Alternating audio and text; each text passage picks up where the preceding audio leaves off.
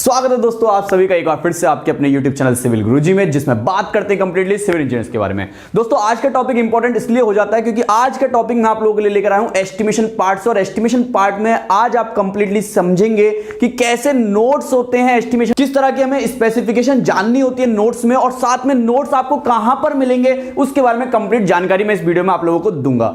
साथ में दोस्तों आपको पता होगा कि सिविल गुरुजी ने जो एप्लीकेशन चालू किया आप लोगों के लिए, डाउनलोड कीजिए सिविल गुरुजी एप्लीकेशन को, एंड्रॉइड प्ले स्टोर पे अवेलेबल है इजीली। और साथ में इस वीडियो को इतने लाइक कीजिए क्योंकि आप लोगों के लिए इस नोट्स को बनाने के लिए जो मैंने यहां पर मेहनत की आप लोगों के लिए कि आपको जल्दी से जल्दी सभी चीजों की जानकारी मिलती रहे, तो इसलिए दोस्तों वीडियो को लाइक करना बेहद जरूरी हो जाता है। चैनल को सब्सक्राइब करें और बेल आइकन को प्रेस कीजिए। आइए दोस्तों स्टार्ट करते हैं आज का वीडियो और देखते हैं यहां पर किस तरह के नोट्स मैं आप लोगों के लिए लेकर आया हूं। इसके अलावा यहां पर लिखा है welcome to the world of civil Guruji, और यहां पर एक estimation planning notes, estimation planning notes के बाद यहां पर दिया गया है अबाउट दिस नोट्स। इस नोट्स में आपको क्या मिलेगा, इस नोट्स में इजीली अवेलेबल है आप लोगों के लिए कि complete building estimation, site cleaning से लेके प्रोजेक्ट हैंडओवर तक जितने भी काम करने होते हैं इस नोट्स में इजीली अवेलेबल है। इस नोट्स के जरिए आप एस्टिमेशन बनाना भी सीख सकते हैं यहां पर। इसके बाद यहां पर दिखाता हूं मैं आगे आप लोगों के लिए एक एग्जांपल दिया गया है। उससे पहले यहां पर समझते हैं व्हाट इज एस्टिमेशन, की एस्टिमेशन है क्या। देखिए एस्टिमेशन एक ऐसी टेक्निक है जिसके द्वारा हम क्या करते हैं, एस्टिमेशन करते हैं और साथ में वेरियस क्वांटिटीज जो होती है हमारे एस्टिमेशन की उसको फाइंड आउट करते हैं, कॉस्ट निकालते हैं, कॉस्ट निकाल के बजट पता चलता है हमको, इसे बोलते हैं क्या, एस्टिमेशन। इसके अलावा यहां पर किस किस चीजों की जरूरत पड़ती है, drawing like plan, elevation, section of important component, जिन चीजों का हम एस्टिमेशन करेंगे उनकी कंप्लीटली हमारे पास ड्राइंग होनी चाहिए। साथ में लिखा है detailed specification about workmanship and properties of material, मतलब जितने भी रिसोर्सेज हमारे साइट पर लगेंगे उनकी कंप्लीट डिटेल्स मेरे पास होनी चाहिए, स्पेसिफिकेशन पता होनी चाहिए, तभी मैं एस्टिमेशन कर सकता हूं। एक दो पॉइंट जानकर मैं एस्टिमेशन कभी भी नहीं कर सकता। नीचे लिखा है standard schedule of rates for prepare bill of quantity. Bill of quantity के लिए आपको शेड्यूल ऑफ रेट जानना बेहद ही जरूरी है, जो कि हम अपने कॉर्पोरेट ट्रेनिंग कोर्स के प्रोग्राम में जरूर कराते हैं। एक बात यहां पर मैं आप लोगों को बताना चाहूंगा कि ये नोट्स आप लोगों के लिए अवेलेबल हैं। डाउनलोड कीजिए सिविल गुरुजी एप्लीकेशन को, वहां पर जाकर आपको ये नोट्स की जानकारी मिलेगी कि नोट्स आप कैसे इसको नोट्स को एनरोल कर सकते हैं नोट्स में। इसके बाद आगे चलता हूं मैं, यहां पर एक एग्जांपल लिया है कि आप कोई ट्रिप ऑर्गेनाइज करते हैं। देखिए जो मेरा कॉर्पोरेट ट्रेनिंग प्रोग्राम है या गुरुजी का खजाना कोर्स है, उसमें जो एस्टिमेशन पढ़ाता हूं मैं, उस एस्टिमेशन में कंप्लीटली एग्जांपल से पढ़ाता हूं। क्यों? क्योंकि एग्जांपल हमें डायरेक्टली हिट करते हैं, एग्जांपल से हमें समझ में आता है कि ये क्या समझा रहे हैं हमको। तो यहां भी मैंने एक एग्जांपल समझाया था, उस एग्जांपल के बारे में आप लोगों को बताता हूं। यहां पे लिखा है how to organise trip to Manali. आप एक ट्रिप कर रहे हैं मनाली जाने के लिए, थोड़ा सा मनाली का फोटो दिखाता हूं आपको, तभी ठंडी लगेगी आपको। ये मनाली का एक फोटो मैंने इसमें लगाया हुआ है। अब जरा समझिए कि यहां पर मैंने एस्टिमेशन किया है। अब ये एस्टिमेशन हुआ कैसे, देखिए जब भी आप एस्टिमेशन करते हैं तो एस्टिमेशन कब करना है, काम शुरू होने से पहले। सेम ट्रिप ऑर्गेनाइज करने से पहले आप जानना चाहते हैं कि ट्रिप में बजट कितना आएगा, ट्रिप का ड्यूरेशन क्या होगा, वो कंप्लीटली इस एग्जांपल के द्वारा मैंने निकाला। और इसे ही बोलते हैं एस्टिमेशन। बिल्डिंग बनने से पहले किया गया काम और उसका बजट क्या होगा, उसे कंप्लीशन होने में, प्रोजेक्ट कंप्लीशन होने में कितना टाइम लगेगा, दैट इज कॉल्ड एस्टिमेशन। अब यहां पर समझेंगे आप लोग कि किस कंपोनेंट्स की जरूरत पड़ती है। जैसे मनाली जाने के लिए आपको क्या चाहिए, टैक्सी चाहिए, पहले फ्लाइट चाहिए, होटल चाहिए, देन जहां पर आपको मनाली में घूमना है, जैसे सोलांग वैली मैंने एग्जांपल लिया, उसके बाद अगेन आपको वापस आना है तो कैब चाहिए, फ्लाइट चाहिए, टैक्सी चाहिए, that is the component of Manali trip. ये मनाली ट्रिप के क्या है, हमारे कंपोनेंट्स, सेम बिल्डिंग आइटम के कंपोनेंट्स होते हैं, जैसा कि site cleaning, excavation, sand filling, PCC, footing concrete, footing shuttering, pedestal column concrete, pedestal column shuttering, back filling, one line brick work for ground beam concrete, ground beam shuttering. इसके बाद आपका brick work up to DPC bottom, DPC bitumen coat, ये सब structure तक हुआ है अभी बस। अभी तो सुपर स्ट्रक्चर बचा है, अभी तो फिनिशिंग स्टेज बचा है, इसके बाद की हैंडओवर बचा है, विंडो ग्रिल्स बचे हुए हैं। इतने सारे कंस्ट्रक्शन प्रोसेस को मैंने इन नोट्स के अंदर इंक्लूड किया है, साथ में उनका कैसे स्पेसिफिकेशन करते हैं इन सभी आइटम्स का। अब आप लोग देखेंगे यहां पर एक आया कि need for estimation and costing.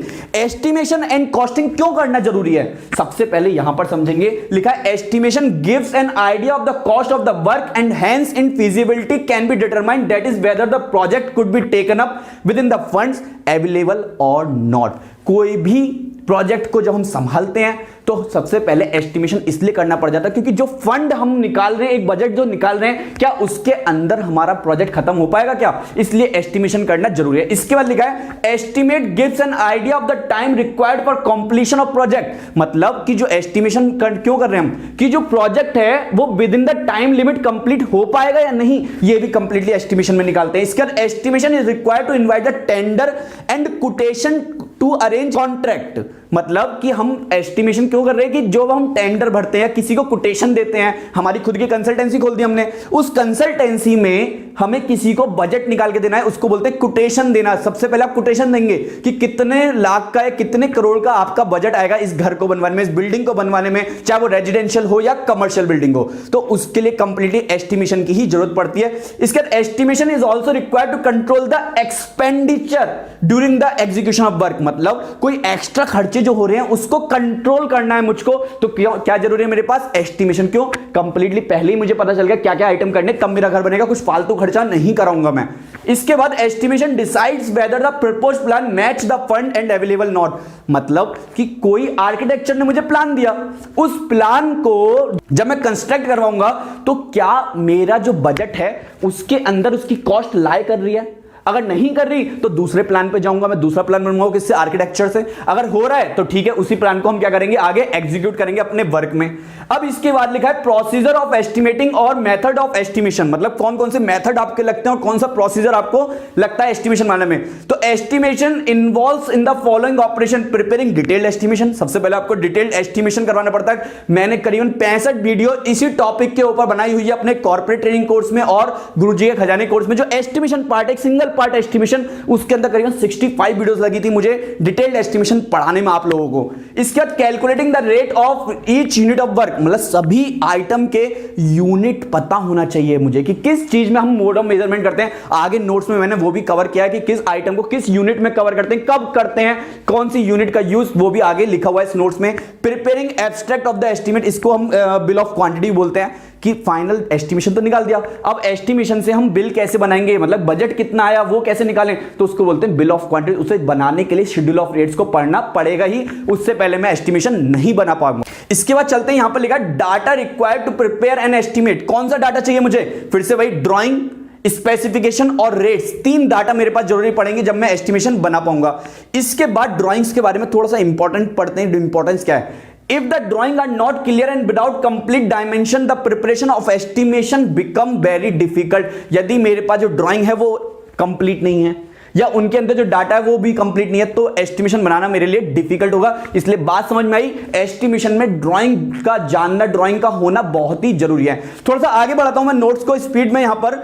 इसके बाद आप लोग देखेंगे कि नोट्स में इतना तो है यहां पर। इसके बाद अब कंस्ट्रक्शन प्रोसेस स्टार्ट होगा, लेकिन उससे पहले जानते हैं प्रोसेस ऑफ एस्टिमेशन। एस्टिमेशन में निकाला आइटम्स की क्वांटिटी, एसओआर से जाके मिला rate, item multiply by rate, that is called amount, and this is called bill of quantity. इसको ही बोलते हैं क्या, बिल ऑफ क्वांटिटी। दोस्तों जब मैं एस्टिमेशन पढ़ाता हूं ना तो एक दावा करता हूं, मात्र 5 कैलकुलेशन से आप पूरे बिल्डिंग को सॉल्व कर सकते हैं उसका एस्टिमेशन। तो देखिए वो 5 कैलकुलेशन क्या हैं।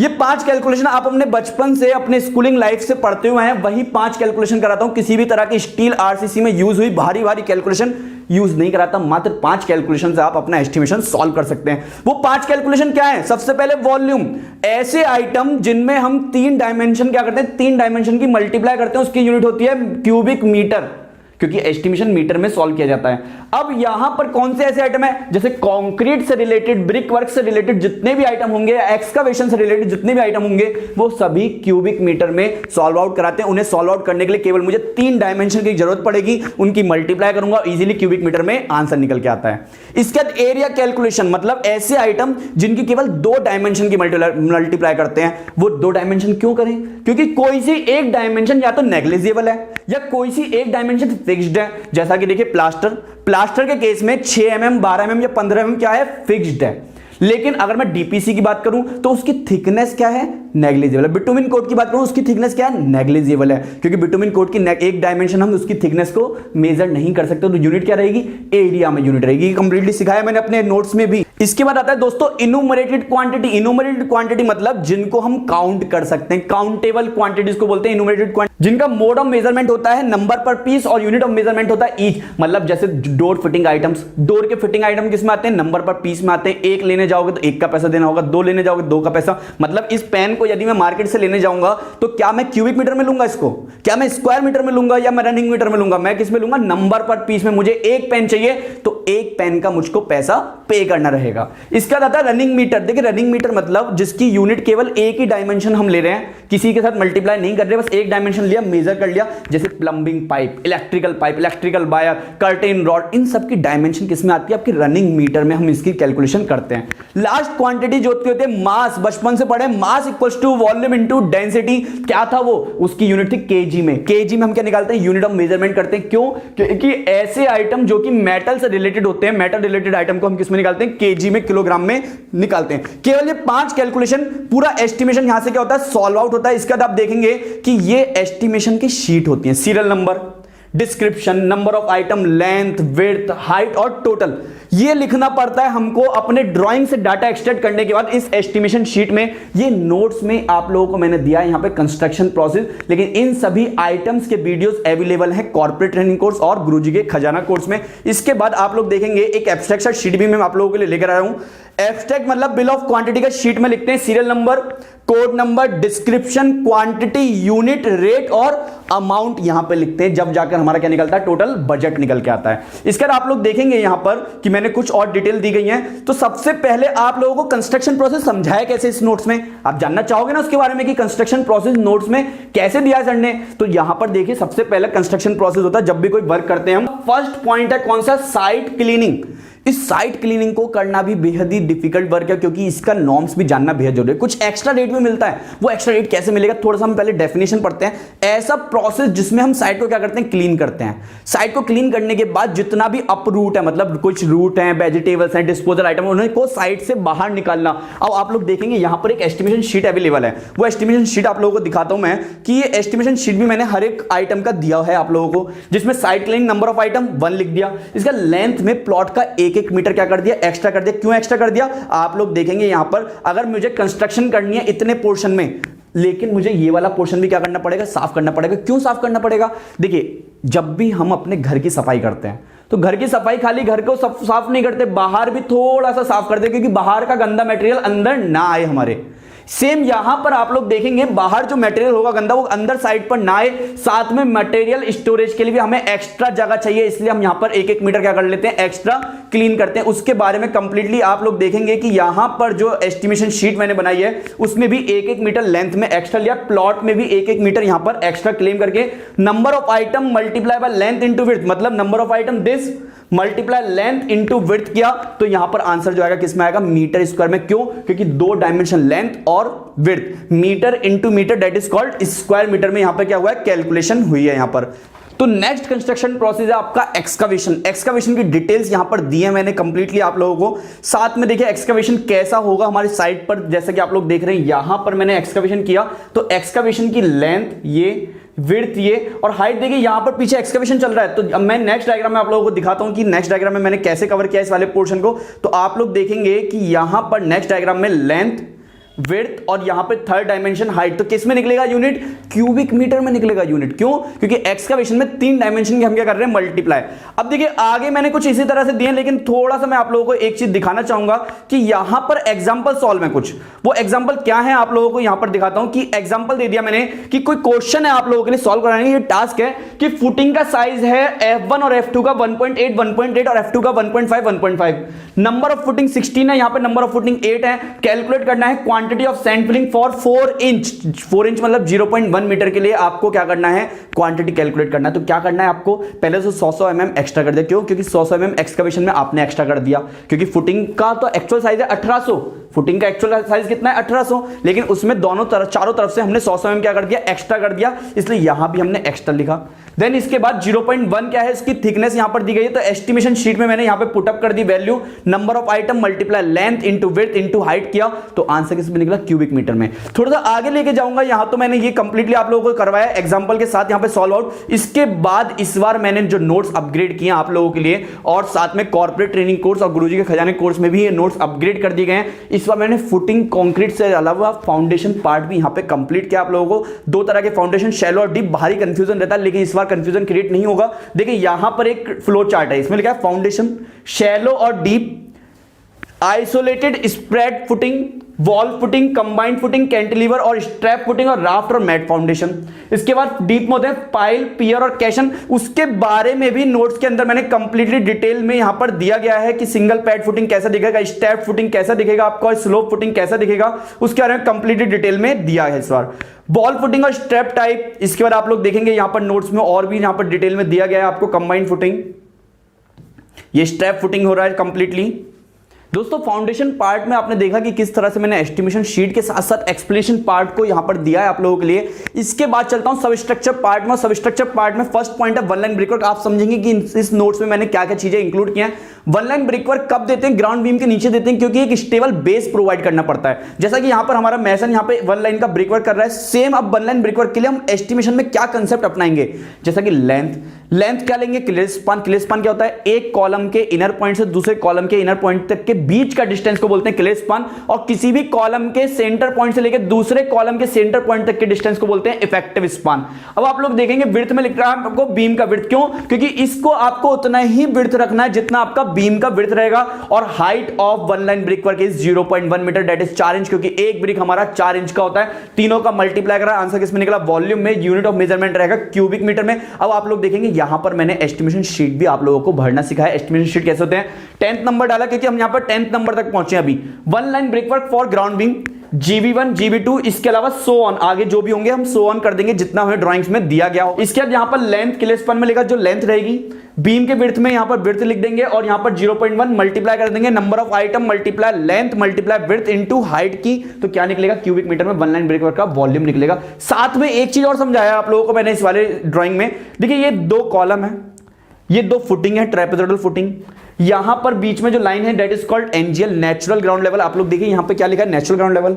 नेचुरल ग्राउंड लेवल के ऊपर जो ब्रिकवर्क हुआ है इसको बोलते हैं क्या? हम one line brickwork for ground beam. इस ब्रिकवर्क को बोलते हैं one line brickwork for ground beam. अब आगे चलता हूं मैं, तो आगे आप लोग देखेंगे ग्राउंड बीम भी दिया है यहां पर, ग्राउंड बीम कंक्रीट। तो यहां भी मैंने क्या किया है? उसी इमेज को यहां पर देखिए, उसी की सहायता से समझाया, लेकिन उसी इमेज को मैंने यहां पर आप लोगों के लिए वन लाइन ब्रिकवर्क के बाद ग्राउंड बीम भी यहां पर लगाया कि आप लोगों को अच्छे से रिलेट हो पाए कि कैसे कंस्ट्रक्शन प्रोसेस के एक एक स्टेप किए जाते हैं। तो दोस्तों इसी तरह से यहां पर आगे भी देखेंगे आप लोग, तो कंप्लीटली डिटेल में दिया गया है आप लोगों के लिए। यहां पर देखिए डायग्राम, अब brickwork up to DPC bottom का जो डायग्राम है हमारा वो आएगा। देखिए अब brickwork up to DPC bottom पहुंच गए। देन नेक्स्ट डायग्राम में आप लोग देखेंगे कि डीपीसी भी पहुंचेंगे हम यहां पर। अब आया यहां पर डीपीसी, डैम प्रूफ कोर्स। तो दोस्तों इस तरह से यहां पर कंप्लीटली आप लोगों के लिए डोर, विंडो तक भी कंप्लीट करा है। विंडो ग्रिल भी इस वाले नोट्स में अवेलेबल है। आप लोगों को दिखाता हूं विंडो ग्रिल वाला पार्ट किस तरह से यहां पर अवेलेबल कराया मैंने। दोस्तों अब देखिए एल्युमिनियम विंडो। देखिए एल्युमिनियम विंडो में सबसे पहला पोर्शन होता है एल्युमिनियम स्लाइडिंग फ्रेम। इस एल्युमिनियम स्लाइडिंग फ्रेम में हमें क्या क्या जरूरत पड़ती है, जैसे कि आप लोग देखेंगे टॉप एंड बॉटम। तो टॉप एंड बॉटम को कैसे निकालना, फॉर्मूला बेस्ड यहां पर मैंने ऐड कर दिया पहले ही। इसके बाद वर्टिकल सेक्शन विदाउट लॉक, यहां पे भी फॉर्मूला बेस्ड मैंने पहले ही सॉल्व कर दिया। C portion vertical section with lock. देखिए एल्युमिनियम फ्रेम में हमारे पास सबसे पहले बॉटम पोर्शन होता है, टॉप पोर्शन होता है, लेफ्ट एंड राइट पोर्शन होते हैं। लेकिन जब हम स्लाइडिंग फ्रेम की बात करते हैं यहां पर, तो स्लाइडिंग फ्रेम में हमारे पास क्या होगा? एक वर्टिकल सेक्शन जिसमें लॉक लगा होगा, एक ऐसा वर्टिकल सेक्शन जिसमें लॉक नहीं लगा होगा, क्योंकि चारों तरफ हम लॉक नहीं लगा सकते, इसलिए यहां पर इस तरह से पोर्शन दिए गए हैं सॉल्व करके। देन ग्लास, ग्लास के बाद आपका मॉस्किटो नेट का आइटम की मॉस्किटो नेट को कैसे सॉल्व करते हैं, तो यहां पे फॉर्मूला लगा number of window multiply number of mosquito net in one window multiply width. इसके बाद कुछ रेफरेंस डाटा हैं जो आपको बहुत ही ज्यादा यूज पड़ने वाले हैं कि सेक्शंस के वेट कैसे आप लेंगे। तो सेक्शन लिखे हैं, बॉटम का वेट, टॉप का, लेफ्ट राइट, और एल्युमिनियम स्लाइडिंग फ्रेम में भी टॉप एंड बॉटम का weight, vertical section without lock, vertical section with lock के वेट यहां पर दिए गए हैं। इसके बाद विंडो ग्रिल का यहां पे एस्टिमेशन के लिए नोट्स यहां पे इजीली अवेलेबल है आप लोगों के लिए। देखिए ये जो नोट्स हैं कंप्लीटली, ये नोट्स इतने बड़े हैं कि एक वीडियो में समझाना पॉसिबल ही नहीं है, इसलिए आप लोगों के लिए ये नोट्स अवेलेबल हैं। डाउनलोड करिए सिविल गुरुजी एप्लीकेशन को, वहां जाके आप लोगों के लिए नोट्स अवेलेबल हैं ये सभी। वहां जाकर आप लोग देखेंगे कि संडे सुबह 7 बजे से आप लोगों के लिए नोट्स इजीली अवेलेबल हैं। डाउनलोड कीजिए सिविल गुरुजी एप्लीकेशन को और नोट्स को आप इजीली डाउनलोड भी कर सकते हैं। तो दोस्तों बने रहिए सिविल गुरुजी के साथ, ऐसे ही और वीडियोस आप लोगों के लिए लाता रहूंगा और साथ में आप लोगों की लर्निंग बढ़ाने के लिए हम कोर्स भी और ज्यादा आप लोगों के लिए लेकर आ रहे हैं। जैसा कि अभी जो कोर्सेज चल रहे हैं कॉर्पोरेट ट्रेनिंग कोर्स और गुरुजी का खजाना कोर्स, जिसमें गुरुजी कूपन कोड की सहायता से आप लोगों को एक भारी डिस्काउंट मिलने वाला है और साथ में इन नोट्स की भी आप लोगों के लिए जो अवेलेबल है संडे को सुबह आप लोगों को पता चलेगा किस तरह से आप इस नोट्स को डाउनलोड कर सकते हैं इजीली सिविल गुरुजी एप्लीकेशन। तो दोस्तों तब तक के लिए बने रहिए सिविल गुरुजी के साथ। जय हिंद, जय भारत, वंदे मातरम। करना है खास तो चलो हमारे साथ, करना है खास तो चलो हमारे साथ, सिविल की बात गुरुजी के साथ।